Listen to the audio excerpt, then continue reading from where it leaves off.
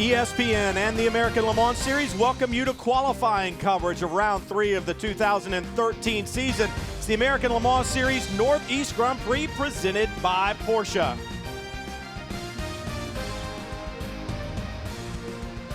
Lime Rock Park, known as the road racing center of the Northeast. I said qualifying for round 3, it's actually round 4. We've had a long break. It is a hot one here in northwestern Connecticut today.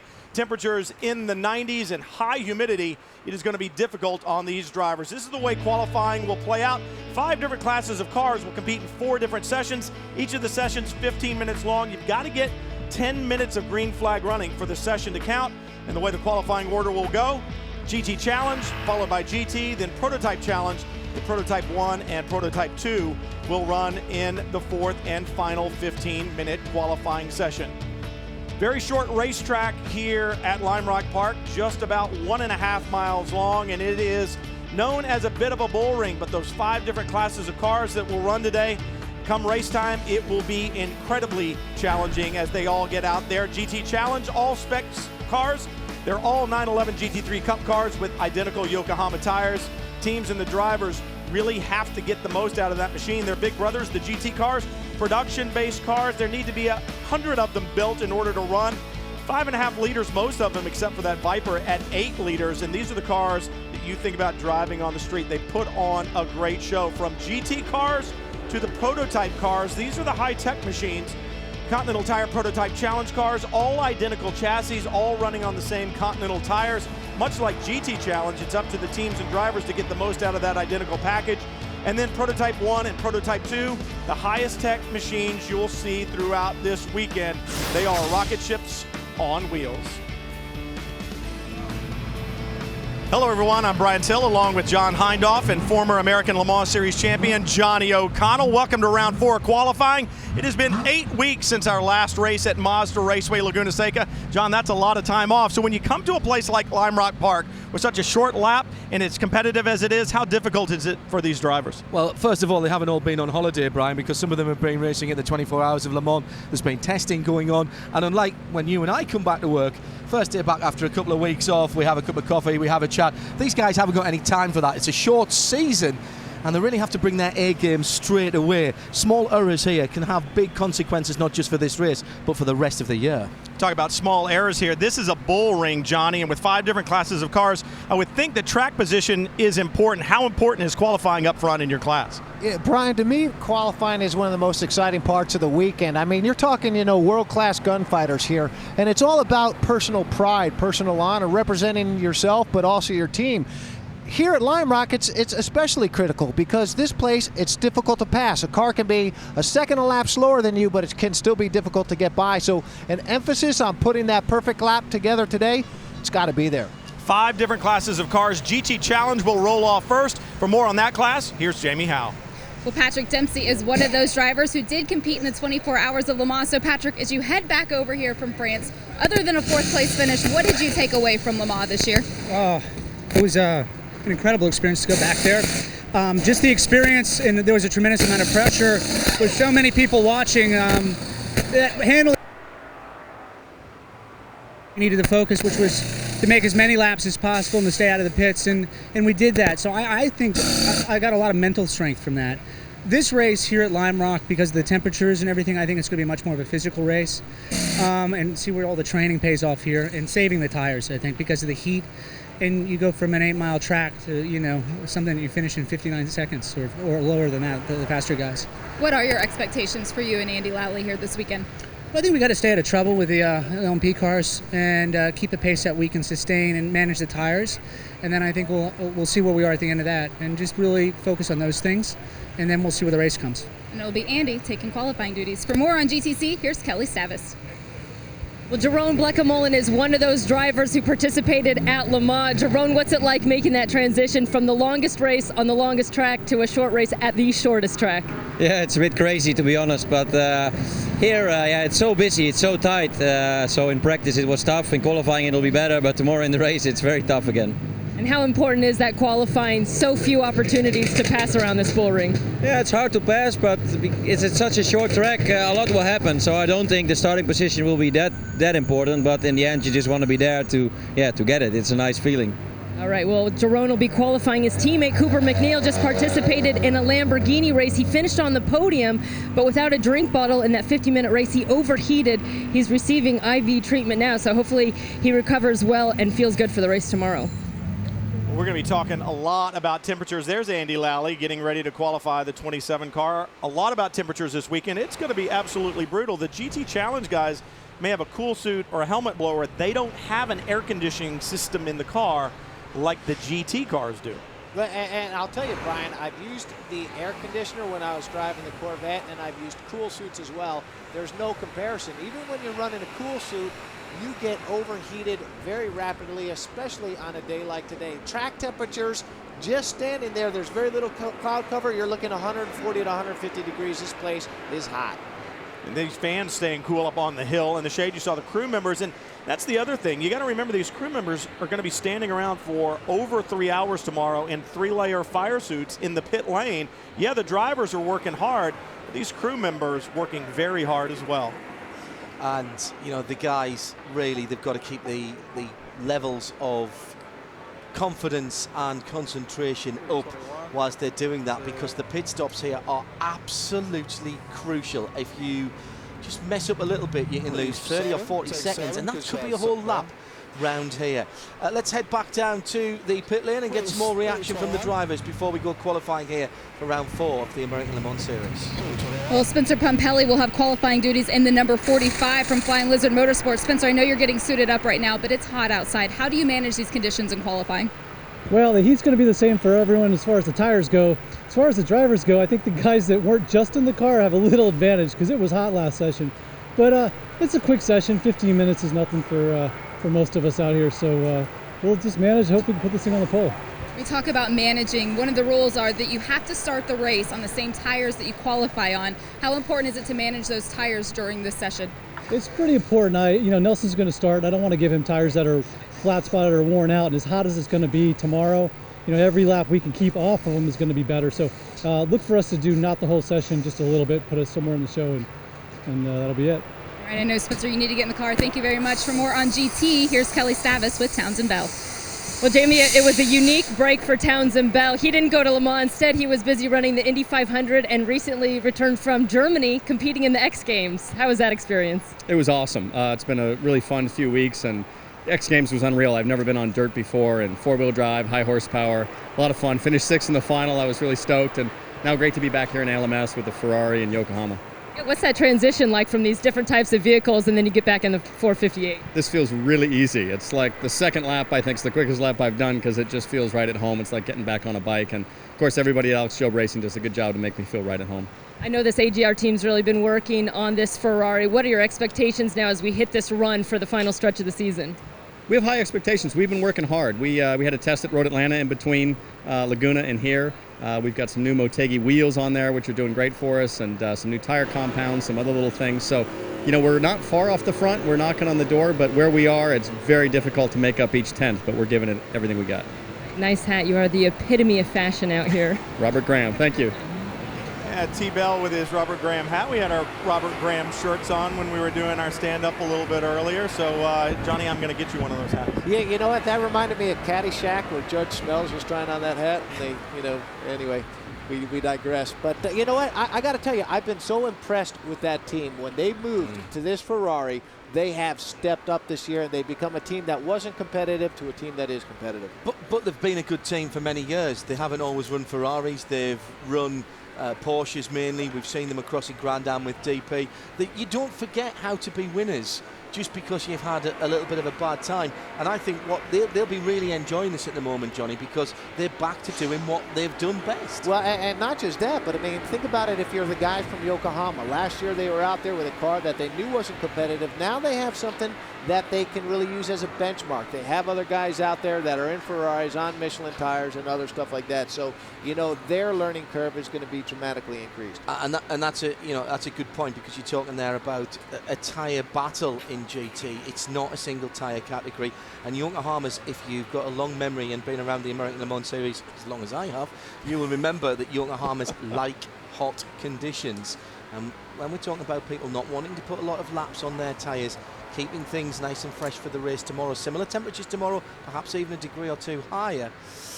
Well, that might just be a little bit of an advantage that they've got. When we talk about how challenging this racetrack is, the Road Racing Center of the Northeast, let's use some Google Earth. We'll show you where we are, just north of New York City, west of Boston. Zero it in. There it is, Johnny. Tell us how to get around Lime Rock Park. Yeah, you know what? It's a track that is all about momentum, but very fast. You know, turn 1 and 2 right there, very fast, but you're in 4th gear, 3rd gear through the whole infield session. One of the most difficult parts is the back part called no-name straightaway. It's moving on you, and when you have all these different types of categories out there, overtaking here is critical. But again, this racetrack is all about momentum. Passing isn't easy. I think the most important part about Lime Rock Park when it comes to setup, there's only one left-hand corner on it. So we're going to be talking about asymmetrical setups here and getting cars set up to turn to the right and that kind of stuff, because you only have to turn left one time. We said the heat is going to be an issue, Jamie. It certainly is, Brian. I'm actually playing with the heat gun right now, but look at this. So if we shoot on pit lane, this is the track temperature. It was just working a second ago. This is the magic of television here. It's not working at the moment, but it was 130 degrees, and then when I shot in the shade, it was 106. So the temperature is definitely a big factor. Whether you're in the sun or you're in the shade, it's hot. I think the other thing important to note, we were talking about tires, but I think you're going to see potentially different driving lineups than we've seen in the past. Don't be surprised. Remember, in the challenge category, you've got a professional driver and a gentleman driver. I would expect to see maybe professional drivers start tomorrow. The gentleman driver gets in for the middle stint, and then the professional gets back in at the end. Typically, we don't see somebody do 2 driver changes in a short event, but with the weather, I wouldn't be surprised to see it. 88 degrees right now, 130, but I'm telling you, with the humidity here, it feels a lot warmer than that. Well, and go back to the interview with Patrick Dempsey. I mean, tell me that guy didn't look like he was cooked. I mean, he'd obviously just gotten out of the car, and you know, we competed earlier in the World Challenge, and I got to tell you, being in that car for 15 minutes was an unbelievable workout. These guys, they're going to be working hard, and they're not getting out of this car comfortable. And Cooper McNeil, we heard, having done that 50-minute race, having to be rehydrated with an IV drip. You don't just bounce back from that, even as a highly trained and honed athlete like you guys are. I mean, how's he going to be feeling tomorrow when he goes into the race? You know, hopefully, I mean, he's a young guy, so he should pop back in about 20 minutes. You know, an old guy like me, it takes a while, you know. Whoa, that was big mistake, man. Yeah, again, you got curbs that you can abuse your car with. Spencer Pompelli certainly testing them right there. But I will tell you, temperatures like this, you've got to be hydrating days in advance, and then tonight, all these guys will be hydrating, and you know, it is not going to be an easy day. And I think that's the thing, you've got to be proactive with the hydration. Take a look, Spencer Pompelli in the 45 from Flying Lizard. There's a taller curb inside. Oh, no. Yeah, right there. Yeah. And yeah, you don't want to get on that. We've seen it mess up splitters and such in the past, and you can also do a front suspension. Very easily. Again, you know what? You do have some curbs here at Lime Rock that you can use on the entry into 1. Right now, they're the left-hander turn 3. You can use those curves right there. You can maybe nibble a little bit right here in 4. But at the end of this no-name straightaway where they're going to right now, not at all. Just 0.040 of a second, so less than half a tenth between Blake Mullen in the 22 and Andy Lally as we're watching him going up the hill down the 27. And remember GT Challenge qualifying at Sebring. Oh. It was epic, and we may very well see the same thing here today. Andy Lally calls this racetrack home. He's born and raised in the area, and he knows how to get around Lime Rock Park. He's coming down for the 4th lap in the books for him. Comes across the line. No. He's cut it. Yeah, he's cut it. He's cut it down to 0.025. So he was a blink of an eye away, and in fact, he's just been knocked back down Pompelli. to 3rd position as Spencer Pompelli in the 45 Flying Lizard goes through with a 1:04.7, 64.7 seconds. Brilliant stuff. Pompelli, Damian Faulkner in the 66, then Jerome Bleak-Mullen, then Andy Lally now back in 4th. So Faulkner has jumped in there in one of the TRG machines. this is going to be good. And the guys said they didn't want to run a lot of laps, but might not have the choice. yeah, the top 4 guys right now have 4 laps in the book. So what is a lot of laps around the short racetrack? Well, we have seen so many times, Brian, in this category there, the last lap of qualifying being the one where it's been decided, you know, so it really is a dilemma how hard you push. But again, remember, you go back to the opening. Qualifying, it's about your personal honor, your personal ego, and so these guys, you know, they're not going to want to be called out. Now, when they're going around the lap, when they're doing a lap around here, they have on their dash a compare lap, so they know if they've got a good lap going, whether to stay with it or whether to back out of it. Pumpelly at the top right now, and the best that team has qualified so far this year with a 3rd back at Long Beach, so this would be big for the Flying Lizard squad to put that 45 on the pole, but we got a long way to go, and the same is true for Damian Faulkner in the 66 from TRG. The best they've qualified was 4th at Long Beach. And I get a feeling about Damian. Spoke to him earlier on. He was looking very, very focused. Hasn't had a whole lot of luck this season with that team. The TRG guys working hard. Damian's been a bit of a star in the GTC category, and he thinks he can really get this car hooked up around here this weekend. Very, very gifted driver. I mean, we've seen him certainly last year, you know, how he competed very, very fast, teamed with Peter Lasafra. Obviously showed how talented and fast he is as you look at Bleakmolum there. Another great guy. You know what, it's real interesting. When you look at this category, it's the lowest category on, you know, the American Le Mans Series in the deal. Well, you know what? These guys are every bit as gifted as the guys in the GT category. And, you know, just because it's the slowest category, you know, people and fans should not discount the ability of these guys. These guys are strong. Well, slow is a relative term. They're driving Porsche GT3 Cup cars. So Bleakmolum moves to 2nd. Faulkner back to 3rd, just not enough to overtake Pumpelly. You talk about Damian Faulkner and the TRG guys. They did some testing in the break, found some things with the chassis that they wanted to improve. It looks like Faulkner now maybe gonna find a hole, get away from traffic, cool those Yokohama tires off, and see if he can get one more quick lap in. That's a smart move. You can see there's traffic in front. You come in this lap, we can check the pressures. Right, well, that's another thing that you can do, of course. There's not much you Hit can this do. lap, we'll check the pressures, and you should have a good 5 minutes left. So they're going to stay out in the end, and that's an interesting insight there, guys, because clearly some people are saying they might not use the whole 15 minutes, and we've still got a couple before we make this a fully legitimate session. Just on the top, just next to the big green square there, that is counting down. Once there's only 5 minutes of that left to go, that means we've had the 10 of green, and that means that this one will go into the books. And there is Andy Lally heading around to this big diving hill. I mean, it looks steep there. It's even steeper in real life as you commit to that right-hander at the bottom there, Johnny. It's always a lot easier to drive that corner when you don't own the car. And the amazing thing is how fast you have absolutely no runoff there at all. So if a guy, you know, and the difficult thing for these guys, again, in this category, they're the slowest category of cars, so they so often will be going into that final corner and have somebody come underneath them, put them off. It's a dicey and dangerous place. So it's Spencer Pumpelly in the 45, from Bleakmolum in the 22, Damian Faulkner in the 66, getting his tyre pressures checked before he goes out for the last 5. Then Andy Lally in the Tully's Coffee 27 in 4th position. And in 5th, the 11, that's the all gold car with the Hertz sponsorship. That's Jan Helen in that car. And then 6th is the 30, Nicholas Armindo, and those guys are separated by not very much at all, something in the region of half a second or thereabouts. I was going to say, let's go back to 7th to Dion von Molka, and he's just over half a second. How tall are we? How far? We're P4 by 3.5 tenths.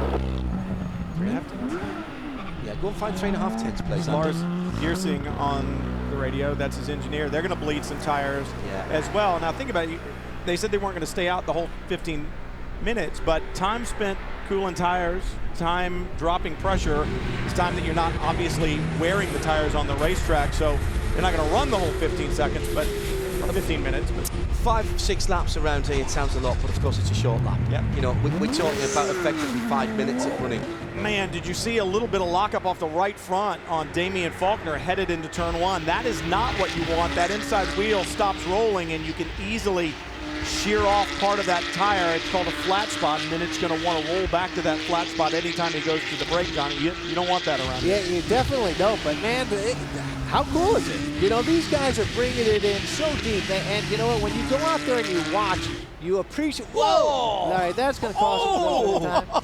Monkey see, monkey do right there. He did very well. That was what we call in the trade fast hands there, wasn't it not? Well, and you know what? Here's the thing that's really cool. It shows great car control, but that little mistake multiplies itself the rest of this lap, so there'll be 4, 5 tenths. Well, we've only got to the lap time, so that lap time there wouldn't get it done. just under 5 minutes to go, so that means we've had more than 10 minutes. So these times will be counting towards qualifying.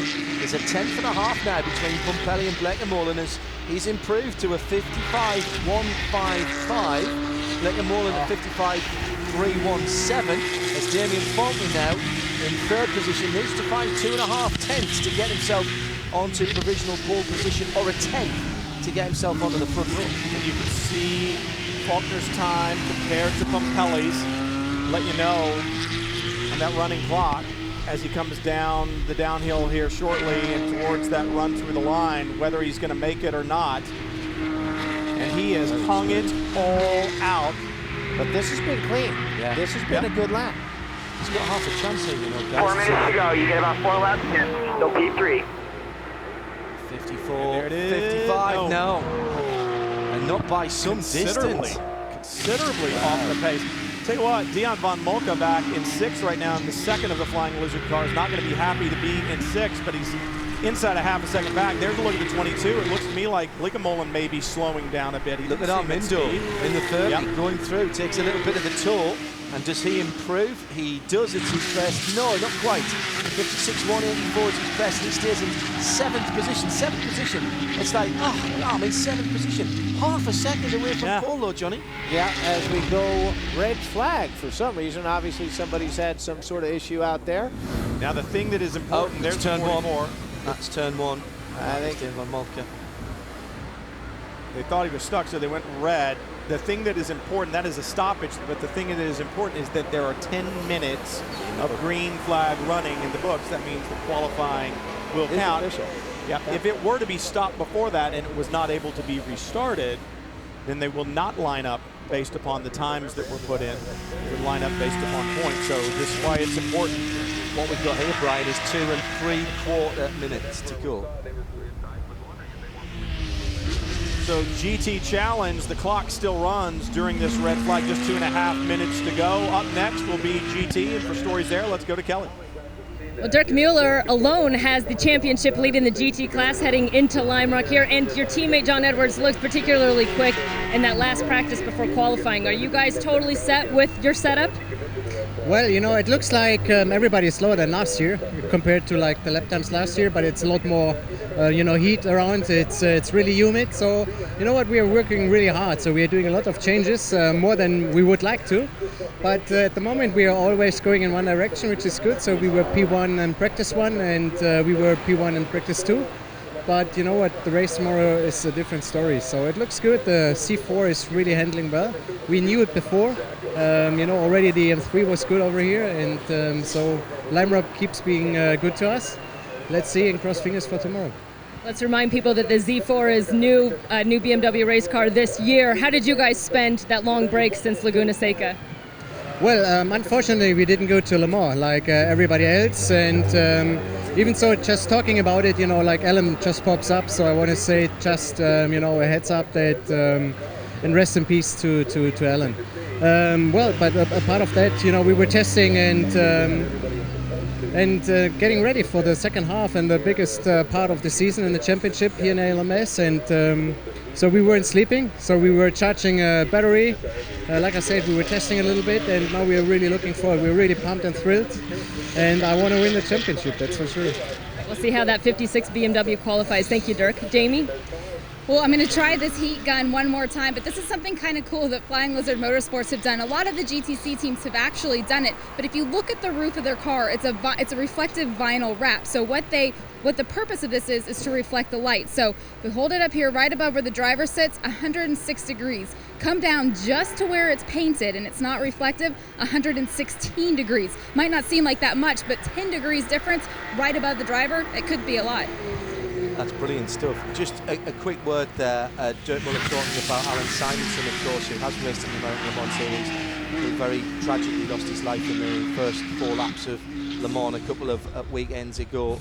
And all of our condolences here at the American Le Mans Series and from the broadcast team, going to his wife, young family, and to all the connections at Aston Martin Racing. Absolutely. A minute and a half to go when we went back to green. 2 cars out there in a gunfight, as you like to call it, Johnny. Can they get the pole? There's the 22. Jeroen Bleekmolen needs just over a 1/10 of a second to get it done. Time is out. The checkered flag awaits as he comes through the downhill for the last time. I like Bleekmolen. How many times have we seen? Oh, that ain't gonna work, dude. Oh, he stayed in it.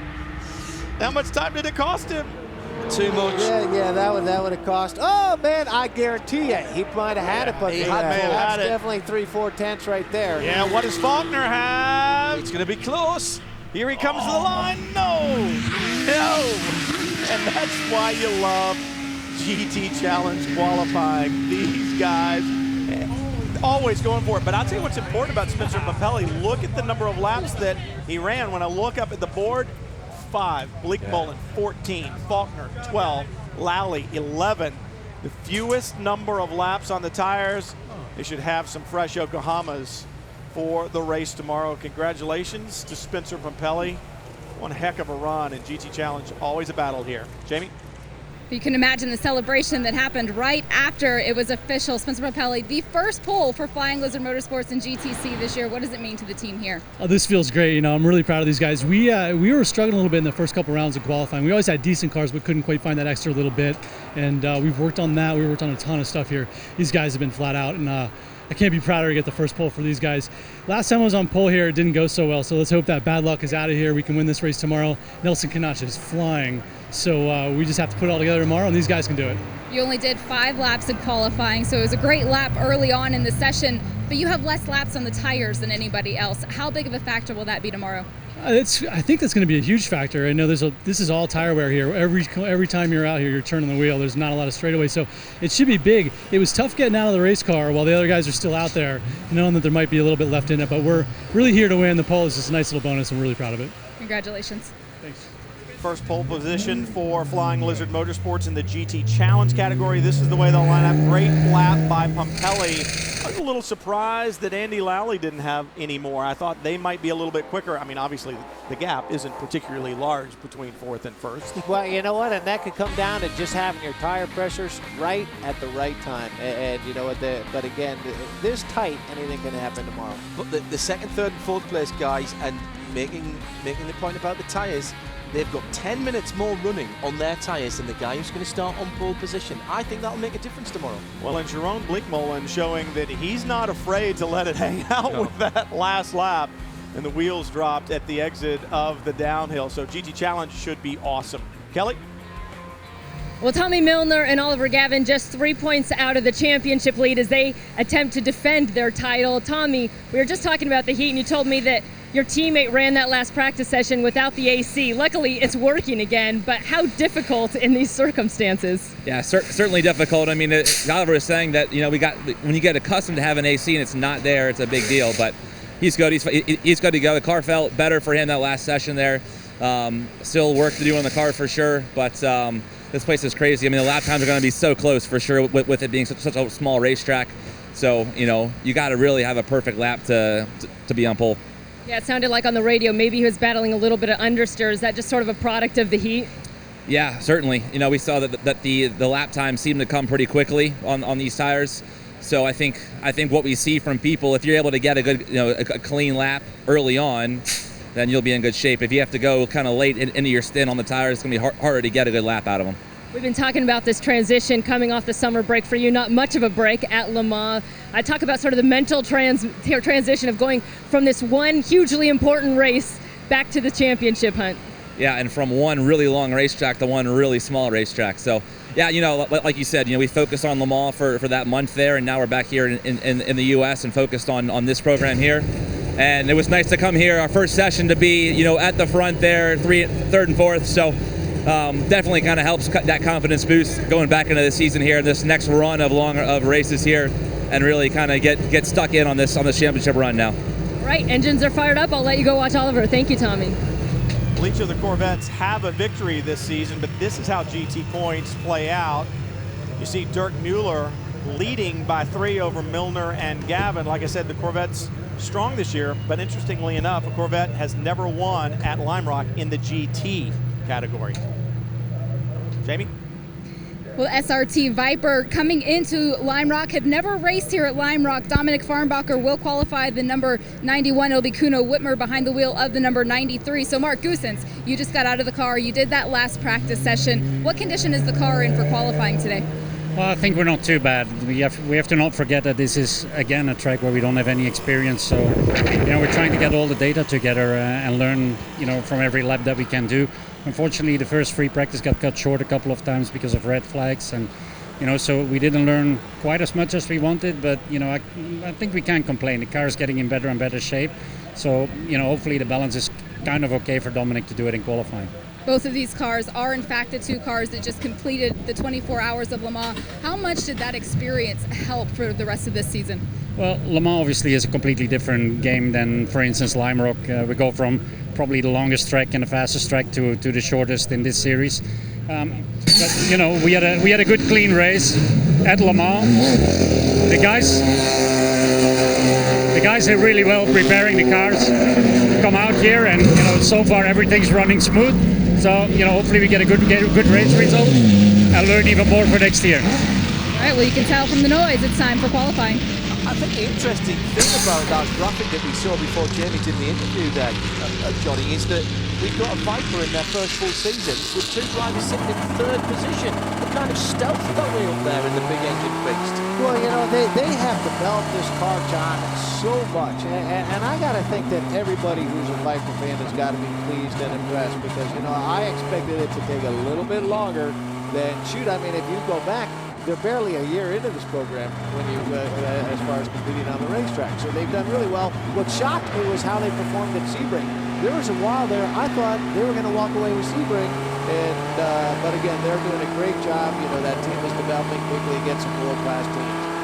Let's take a look at the class description for GT. Production-based cars, like I said, there's a minimum number that must be produced of road-going examples. About 450 to 500 horsepower, that's what they say. 5.5 liters as opposed to the 1 8-liter car that's out there, or the 2 of them, I should say, in the Dodge Viper. And you take them to a long racetrack, 180 plus at Le Mans. Johnny, I think it's 190 plus. Depending on how trimmed out you are. You come to Lime Rock, though, you put all the downforce that you can get into this thing. A lot of 4th, 5th, and 6th gear corners right here as they're coming out of that chicane. They're coming through West Bend. Right there, very fast corner. Select the next gear, 5th gear. Little bit of a breathe. Back to full throttle, commit. One more change up in the 6th gear down the straightaway. This place is fast. It might be the shortest circuit on the American Le Mans Series too, but it vies with Road America for the fastest average lap time, and there's barely a couple of tenths in it, so it tells you just how busy this circuit is. That long front straight, big high speeds, and then patience required in the first couple of corners, and this section here all about rhythm, Johnny. And momentum, some very slight, subtle elevation changes. Time 52.3. Now difficult, chicane, in, out, commit to the throttle. Up the box again, you'll get up in a 5th gear. Let's see if they drop down to 4th. Right down to 4th, momentum, 5th gear. Just a breathe.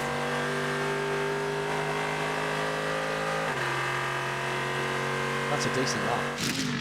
And it's decent enough to go to the top. It's a very decent lap. Corvette's 1-2 right now. Gavin followed by Garcia, the 3-car with a problem with the gearbox after the last practice session. They had to take it back and take the transmission apart and look at it. They got it back out, which is good and obvious that they got the problem sorted, at least for now, because the 3 running well. Corvette's 2nd and 3rd last year, but like I said, since moving to the GT category, Slow down up ahead. they have not won in the GT category at Lime Rock, Townsend Bell from the Alex Job stable out in front. That Alex Job Racing, West Racing Ferrari 458, the Yokohama tires. Yokohama tires in the heat. Yeah. I think we might have mentioned that earlier on. You got that one right. Wow, good stuff. And I really think, even though... Oh, but the number 3 of Antonio Garcia. I really think for Townsend Bell... He won by 1/100. Even though he's running the American Le Mans Series full-time this year, he's having some testing. He's at the top of his game right now. He made a spectacular save in the Indy 500. He did the global rallycross stuff, and I think it's just helped him be at the top of his game. Lime Rock Park is also the place where he won his first professional road race. So Townsend Bell and Lime Rock Park seem to go well together. And barely a tenth of a second between the top 4-5 cars at the moment. This is marvellous stuff. It's the 3 Corvette from the 23 Ferrari. 56 starting in the 3rd position. Edwards at the wheel. That's interesting, and he's less than half a tenth away from provisional pole at the moment. Ollie Gavin in the 4 Corvette in 4th. Pat Long in the 06. And Pat Long's name's been mentioned along with a couple of other Le Mans Series drivers with relation to the LMP Porsche drive at Le Mans next year as Edwards goes to the top, guys. Oh, you cannot help but be impressed with John Edwards, the young driver from Cincinnati, Ohio, just 21 years old. In the Rolex Sports Car Series, he already has 4 wins this year, just won at the 6 Hours of the Glen last weekend. He'll be filling in for Joey Hand at BMW in 6 races this year, and he has been spectacular. He's showing us right now why he has that seat, Johnny. Just doing a super job. You know, anytime you get a call from Bobby Rahal to drive his stuff, that's an opportunity to shine, show what you can do, and cement your future. And Edwards certainly making the most of this opportunity. Filling in for Joey Hand, who's no slouch himself. You know, when you start filling in for a guy and then putting that car up front, you know, that's job security for yourself for sure. Townsend Bell's dropped down to 7th. When we started that sentence, pretty much, he was on pole position. And he's only half a second down, and he's dropped down to 7th position, and he doesn't improve that time around. He's cooled off the tyres just a wee bit. There is Pat Long in the Core Autosport 06 Porsche, and he's up in 5th position. He's having a breather as well. And this is the tack. We've got a little mini endurance race going on in the 15-minute qualifying session here. Tactics, tactics, tactics all the time. And Patrick Long trying to stay out of the way of the other cars behind him as he's off throttle just a little bit. Not only am I impressed with Patrick Long, as we always are, there's a look at the top 5 up in the left-hand corner of the screen. Core Autosport moving into GT this year, picking up a Porsche for the first time. They've run IMSA Lights and Prototype Challenge. You've got to be impressed with what that team has done. Well, it's never an easy transition, is it, Johnny? You're talking about going from, you know, potentially a 900-kilo thoroughbred racing car into a car that is probably 12 or 1,300 kilos. And it's a very different beast, as I'm sure we'll find out from down at Core right now. Well, I talked to Morgan Brady, Core Racing's team manager this afternoon, about moving up into GT, and he said the biggest thing that they were surprised by was actually how hard the racing is. When they race in PC and in IMSA Lights, you're allowed to bump and bang. The cars can handle it a little bit, but in the GT category, it's a lot rougher than that. And that was one thing that really caught them off guard. They haven't done any testing since Mazda Raceway Laguna Seca, but they did take the car back to the shop and refine a couple of things. They really got into the car, worked on some setup stuff, and they're having a great time. 2 relatively slow laps from Pat Long that are something in the region of 10 or 15 seconds off the pace. I can't believe he's looking at fuel numbers for pace car laps. So what's he doing, Johnny? Just trying to find a gap? Just trying to find a gap. You know, you got to get that clear track in front of you, which Patrick Long has succeeded in doing. And so now we get to watch, you know, one of Porsche's best. This guy has been representing Porsche at the highest levels for many years, lots of championships. And I tell you what, great job by Core to be able to secure his services, because this will speed up their learning curve for this car like you would not believe. Man, that's a busy man in the cockpit. Right now, it's BMW's 1 and 2, then the Corvette of Ollie Gavin in 3rd, the Ferrari of Olivier Beretta in 4th, and then Antonio Garcia in 5th. So Patrick Long trying to put a Porsche up in the top 5. On that cool-down lap, too, Johnny, as he's circulating around the racetrack, are the engineers looking at telemetry saying, hey, yeah, we got the pressures back, the temperature's where we want them, time to go? It's a team effort. They've got to get this car right. Now, Core is new to the GT category, but they're not new to the American Le Mans Series and winning races and championships. These guys are good. They're giving Patrick Long a really good piece. Look at that. 52.1. He needs about a second. So they're still learning that car. You know, I got to tell you, the guys that really have been impressing me are BMW. Ray Hall Letterman. Max, you're getting there.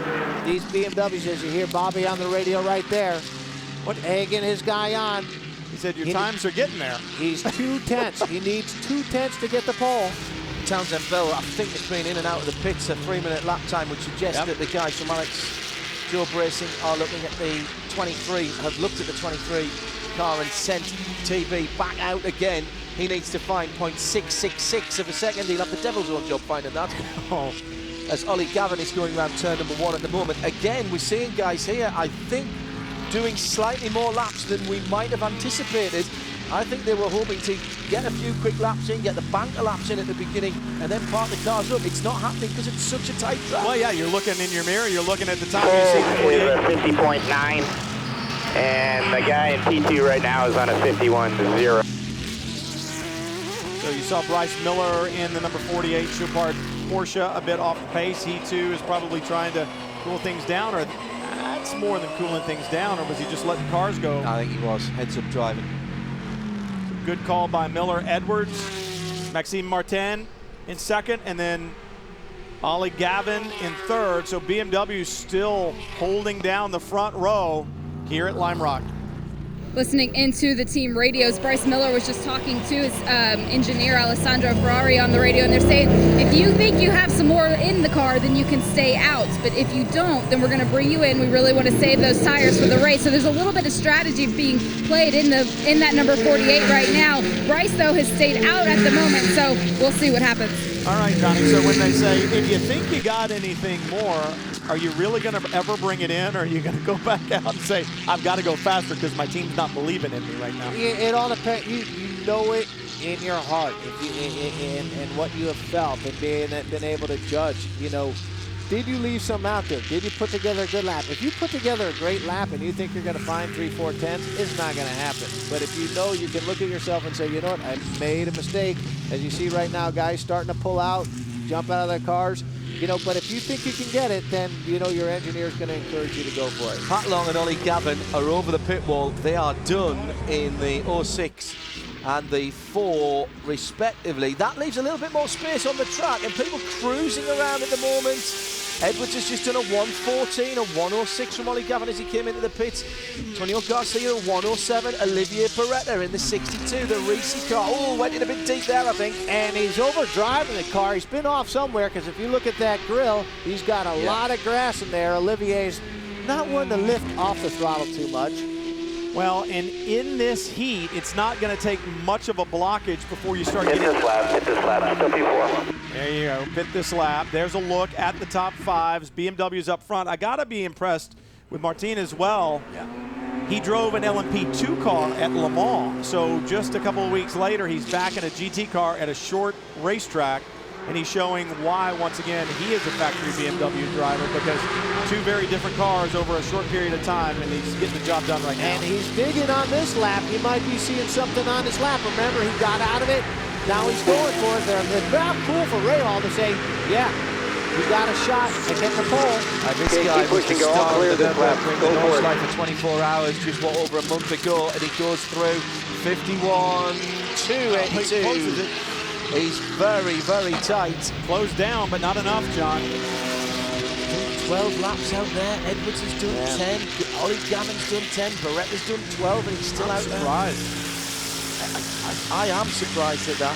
Yeah, but you know what? There's probably nobody better than Michelin. They do such a good job at preparing for their circuits, what they need to do. That BMW just looks so well, guys. I mean, he's pushing. You saw that little bit of almost lockup. Okay, Max, looks like the time's not in it. Good job. P2. Oh, they're telling him to come in. They're saying the time's not there. And he's coming in. Which is how you remain a factory BMW driver. Do what you're told? Do what you're told. Not time to unplug the radio and go, I'm sorry I didn't hear you? 11 cars in a second and a half in a 50 to 52 second spread. But you know who I'm not seeing up there, which I'm a little surprised about, the number 17, Team Falcon Tire. They ran so strong at Mazda Raceway Laguna Seca, had an infraction at the end of the race, which took points away. But right now, even with 9 laps in the books, they're sitting in P11. Yeah, and that's one of the unique things. Again, remember, Falcon uses this as a development opportunity for them, and they have some tracks where they hit it. It's like when we go to Baltimore, I'm putting some money on Vegas on these guys because they've won 2 years in a row there. Again, you look at these guys, whether or not they've been able to operate in temperatures like what they're having to deal with right now might be a challenge for them. That is something that Michelin might have more data on it. That was Brian Sellers' best lap, 52.199. So that is almost exactly, well, it is 1.2 seconds away. Less than 1 minute. Less than 1 minute. You hear him saying to Brian on the radio, obviously, Wolf Hensler, who shares this car with Brian Sellers, and Brian Sellers himself can get the job done. Sellers coming off a victory at Watkins Glen last week in the Continental Tire Sports Car Challenge Series.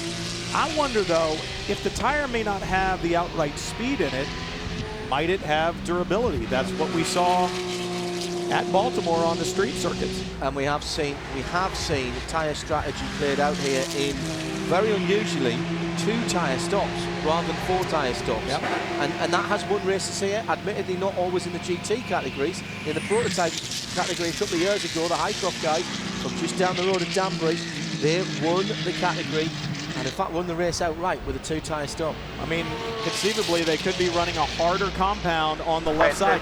Pit this time. You hear him say pit this time. If they're running a harder compound, they've got to start on that compound. Maybe not the best for qualifying, but come race time, a harder compound on the left side will wear less and may have better longevity. So is this a strategy game for the guys from 17?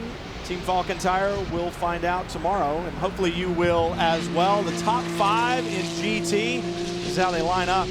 John Edwards, Maxime Martin, BMW, very strong here at Lime Rock.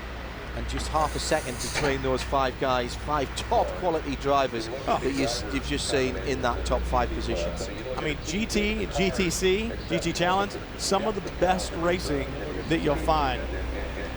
Well, great run by John Edwards. He's with Jamie. It's John Edwards' very first time giving the qualifying duties in the American Le Mans Series. And John, you're able to claim the GT class pole. How important is this? Well, for us, it's really important because if there's a track that we thought this car would be good at, it's this one. But we lack in acceleration, but we make up for it in the corners. So the goal for qualifying for both cars was to get up front so that in the race we can maintain that track position and stay there. Because I think if we're behind, we might have trouble passing, but if we're in front, I think we can stay there. And ultimately, it's, I think, the first front row qualifying for the Z4, so it's showing well here. What challenges do you think you'll face in the race tomorrow? Well, traffic is the biggest challenge here. We saw it already in practice. I think I had in practice probably a total over the 2 hours, probably 4 clear laps. I mean, it's really going to get hectic, and managing that is going to be the most important part of the race. We get to go to sleep tonight as the pole sitter. Congratulations. Thanks very much. The 2 classes that we've seen so far, if you add up the gaps between 1st and 5th in the 2 classes we've seen so far, we've just about got a second. That tells you how busy it's going to be around here tomorrow. It's going to be awesome. Let's take a look at where the GT winners have come from at Lime Rock. So twice they've come from the pole, but hey, 3 times from 4th, even twice from 7th. You have to keep yourself clean. You know, now what John Edwards just did there was significant. I mean, he just improved his personal stock like you would not believe. To come in, to do what he did in Joey Han's absence, you know, impressive young man. Also showed you why he's a factory driver. He got the fact that they were down on horsepower in there in his answer just a little bit. So tomorrow, the American Le Mans Series. Make sure you catch it on ESPN 3 or ESPN 2. Prototype qualifying coming up next from The Rock.